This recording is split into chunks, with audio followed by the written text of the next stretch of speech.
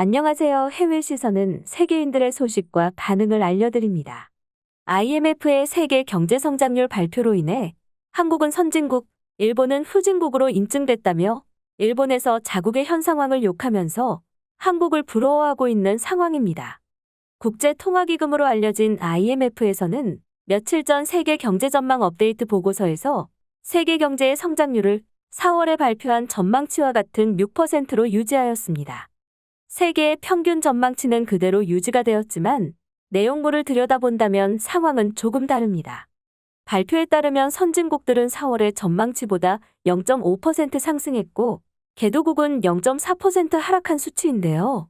팬데믹 이후 세계 경제는 마이너스 3.2%를 기록했는데 그 이후에 회복 속도는 양극화가 심해졌습니다. 그것은 백신 접종으로 인하여 생산 활동과 소비 활동의 촉진에 의한 것이라고 합니다. 게다가 지금은 변이 바이러스까지 폭주해서 이런 차이는 더더욱 심해질 것이며 확진자 증가 추이 등도 함께 반영되어서 각국의 성장률을 발표한 것이라고 합니다. 그중에 IMF는 선진국 중에 선진국인 G7 중에 경제 성장률 2.5%인 일본을 꼴찌로 발표.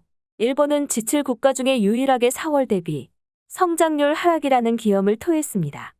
참고로 미국과 영국을 비롯한 다른 국가는 4.9%에서 7%까지의 높은 성장률을 예상했습니다. 일본이 G7 꼴찌라는 사실이 알려지자 당연히 일본의 명예를 지키기 위한 특공대, 넷 우익들이 한국은 이겼다고 말하자 이들을 엿먹이려 한국 성장률도 올라왔는데요. 한국 성장률은 4.3%로 나타나서 지난 4월의 발표보다 0.7% 높아졌다고 합니다. 이렇게 IMF에서 한국의 성장률을 올린 것은 세계 경제가 회복세를 보이고 있는데 한국의 경우 수출의 호조와 내수 회복으로 빠르게 경기가 회복해서라고 합니다. 반면에 일본은 성장률 2.5%로 발표했고 지난 4월보다 0.5% 낮아진 수치입니다. 일본의 2.5%보다 약 50%나 높은 4.3%의 경제 성장이 예상된 것입니다. 앞서 이야기했듯이 IMF는 선진국은 상향, 개도국은 하향이라고 말했기 때문에 한국과 일본의 국가 레벨 차이가 명확한 수치로 드러났다면 난리가 났습니다. 그러자 왜 한국이나 일본이나 비슷한데 이런 차이가 나냐면서 한국이 IMF에 로비를 하여 성장률을 높이고 해외에 투자를 받을 수 있게 만들었다고 말하기도 했는데요. 이렇게 선진국 중에 일본만이 유일하게 성장률이 낮아지는 이유는 여러 가지인데요. 현재 일본은 역대 최대 확진자를 하루하루 갱신하여 하루 10,000명 시대로 돌입.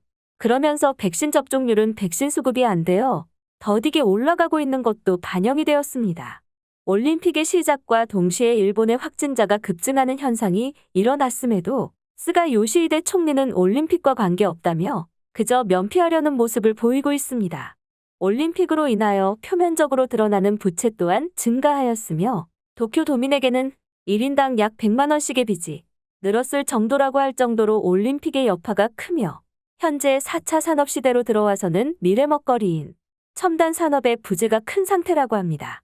일본 커뮤니티에서는 해외 관광이 다시 시작된다면 괜찮아진다고 이야기하지만 올림픽을 열면서 첨단 기술의 이미지를 가졌던 일본에 낙후되어 있는 상황이나 높다고 자랑해왔던 민도의 바닥이 드러났으며 일본은 남 탓을 하기 위해서 한국을 타깃 삼아 한국에서 후쿠시마 식자재 등이나 방역으로 일본을 트집 잡은 것이 세계로 퍼졌기 때문에 일본으로의 관광을 기피하게 될 거라며 한국을 원망하는 의견들도 있었습니다. 정신이 조금 제대로 박혀있는 일본인들은 결국에는 계속 같은 이유 때문에 차이가 난다며 한국의 방역 시스템을 참고했었다면 확진자의 증가 추이도 막을 수 있었고 그러면 당연히 올림픽도 유관중으로 충분히 진행할 수 있는 상황이었을 거라며 한국의 방역을 끝까지 자존심 때문에 참고하지 않은 내각 정부를 원망했습니다. 일본은 올림픽부터 팬데믹은 물론 경제 상황까지 계속 암담한 상황인데 이런 상황에서 한국보다 뒤처지자 배 아프다고 난리난 반응 보시겠습니다. 한국이 역사상 최초로 개도국에서 선진국으로 진입했다면서 이제는 개도국 혜택이 없어서 한국은 망할 거라고 넷 우익들이 이야기했는데 오히려 투자 안정성만 높여주는 꼴이 됐네. 일본은 곧 있으면 후진국이 되겠다. 세계 어느 나라에서 보더라도 일본의 성장률이 하락하는 것은 당연하다는 생각이 든다. 올림픽으로 세계의 이목이 집중되어 있는데 확진자는 폭발적으로 늘어나지. 백신은 모자르지. 온 세상이 일본의 상황을 너무나 잘 알게 되었어. 일본과 한국의 차는 수치상 50% 정도 차이야. 50%가 얼마나 큰 차이인지는 내 우익들도 알지? 지금 팬데믹 상황을 보면 일본은 이제 인도네시아처럼 되면서 나라가 망하게 된다. 한국은 미국을 비롯하여 여러 국가들이 함께 산업을 진행하자고 러브콜을 하고 있지. 반면에 일본은 해외 생산지를 망하게 두고 도망쳐 나오는 책임감 없는 나라로 유명해. 한국으로 세계가 몰리는 건 당연하다. 이미 일본은 한국에게 1인당 GDP, 평균 연봉 그리고 최근에는 최저시급까지 뒤처졌어. 아직은 인구가 많아서 버티고는 있지만 이런 식으로 계속 따라잡히면 몇 년 안에는 정말로 한국의 전부 역전 당하게 된다. 경제 성장률 따위는 그저 추정치일 뿐이지만 IMF의 발표에 따라서 외국인 투자자들의 투자 심리에도 영향을 끼치기 때문에 무시 못한다. 아마 한국이 로비를 해서 자신들은 높이고 일본은 낮췄을 게 너무 뻔하다. IMF의 발표 때문에 니케이 선물이 폭락 중이야. 팬데믹으로 난리난 2020년은 더 기가 막히다. 한국은 마이너스 1%였던 반면에 일본은 마이너스 5%였어. 한국이 격차를 엄청 빠르게 좁혀오는 거다. 하지만 일본은 편파 판정으로 얻어낸 금메달이 있기 때문에 역대 최고의 올림픽 성적을 거두게 될 것이다. 세계의 비난은 무시하도록 해. 일본은 이번에도 한국에 패배하고야 말았네. 아마 올림픽이 끝나고 나면 더욱 낮아질 텐데 이러다 선진국에서 유일하게 마이너스 될지도 몰라. 지칠이라고 하기에도 부끄러워졌어. 자민당과 아베 그리고 스가가 일본을 망쳤다. 아베노믹스로 시작된 일본의 붕괴는 결국 스가가 올림픽으로 마침표를 찍어버렸다. 자민당과 스가의 지지율이 역대 최하라고 한다. 이번에야말로 정권이 교체될지도 모르는 순간이야. 그렇지만 다른 정권이 온다고 해서 일본이 나아진 적은 없으니까 그래도 한국에 강하게 나가는 자민당을 뽑아야겠어. 지칠에서 한국의 활약이 대단해 보였는데 이러다가는 정말로 일본이 빠지고 한국이 지칠에 들어온다거나 지팔이 되겠어. 스가가 외교부터 국내 행정까지 전부 망쳤다. 일본은 금융으로 먹고 살아가고 있어. 한때 제조업의 최강으로 불리웠던 일본은 30년간 천천히 사라졌다고 보는 게 맞아. 이런 상황에서 일본이 선진국 타이틀이 박탈되면 최후의 보루인 금융도 무너지게 된다. 도요타가 전반기 기준 사상 최대 실적을 냈다고 해. 아마 그런 것들이 반영되었다면 더 높았을 거야. 한국에서는 도요타가 망한다, 어쩐다 이야기했는데 도요타는 여전히 건재하다는 걸 알려줬어.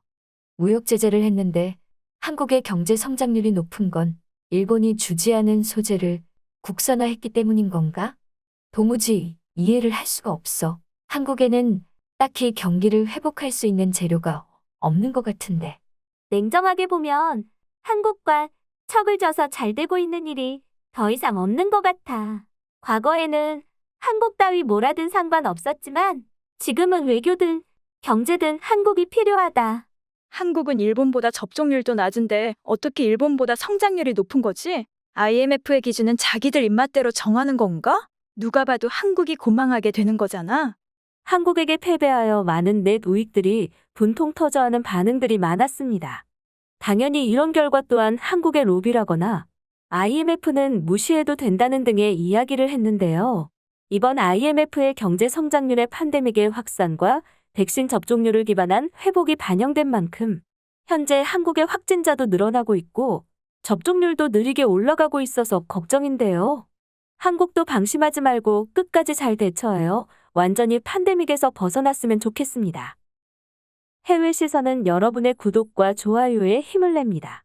앞으로도 많은 시청 부탁드립니다. 감사합니다.